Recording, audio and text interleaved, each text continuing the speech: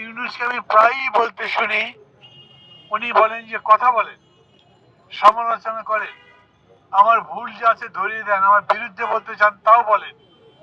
তো উনি বলেন একটা, আর ডিজি সাহেব দিকে আর একটা বলেন।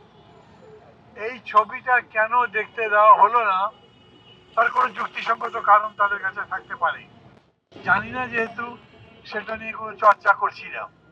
কিন্তু এই কথা ঠিক যে একটা ছবি দেখবার পরে সেন্সর বোর্ডে তারা বলবে এই ছবিকে তারা ছাড়পত্র দিচ্ছে বা দিচ্ছে না, না দিলে কেন দিচ্ছে না, সেটা তো বলা হয়নি।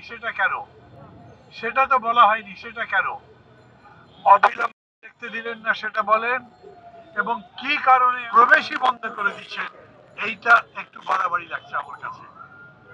আগেই বলতে পারতেন ছবিতে এই এই সমস্যা আছে, বন্ধ রাখেন, আমরা দেখছি, অথবা বলতে পারতেন এগুলো কারেকশন করেন, তারপরে দিতে পারতেন। আগস্টের অভ্যুত্থানের পরে দেশ তো বলছি সংস্কৃতির জগতে পরিবর্তন আসতে হবে, মানুষের মনন বদলাতে হবে।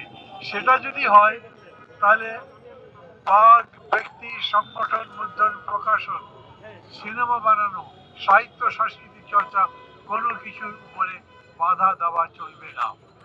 আমি আশা করি খুবই অল্প সময়ের মধ্যে সরকার এই এই ব্যাপারে কোনো তাদের ব্যাখ্যা দেবেন, এবং এই ছবি দেশদ্রোহিতামূলক কিছুই না থাকে তাহলে নিশ্চয়ই এটাকে আটকে রাখবেন না।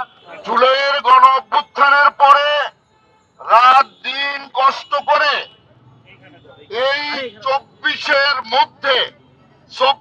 ডিসেম্বরের মধ্যে ছবি পরিপূর্ণ করে আমরা ছবিটি বাংলাদেশ চলচ্চিত্র সার্টিফিকেশন বোর্ডের নিকট জমা দিয়েছি।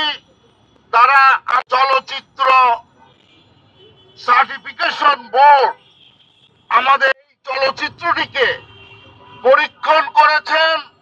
পরীক্ষণ করার পরে পর্যন্ত বিষয়ে আমাদেরকে কোনো কিছু অবহিত করে নাই। তাদেরকে বলেছি রিমান্ড নামক চলচ্চিত্রটি আপনাদের কাছ থেকে জামিন চায়, রিমান্ড আপনাদের কাছ থেকে মুক্তি চায়।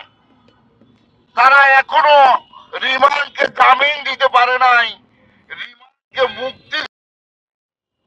এই প্রেক্ষাপটে বাংলাদেশে ফ্যাসিজম মুক্ত বাংলাদেশে স্বাধীন শিল্প সংস্কৃতি চর্চা কি বাধা আছে, কি সমস্যা আছে, কি সংকট আছে, সেই বিষয়ে একাডেমির আব্দুল করিম সাহিত্য বিশারদ হলে আমরা একটা অনুষ্ঠানের আয়োজন করেছি, আলোচনা সভা আয়োজন করেছি।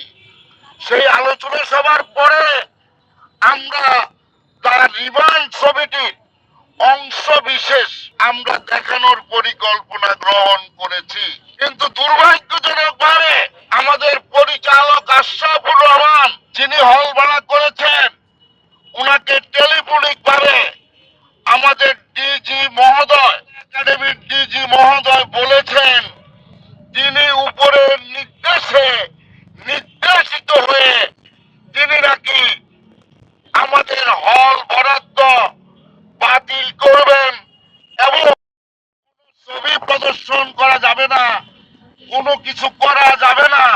এমনকি আমরা যখন নিবেদন করেছি যে আমরা ছবি প্রদর্শন করব না, আলোচনা সভা করব না, আমরা কোনো কিছুই করব না, আমরা সকলকে, সকল মেহমানকে আমরা বারণ করেছি, কিন্তু আমরা আমাদের মান্না ভাইকে বারণ করি নাই।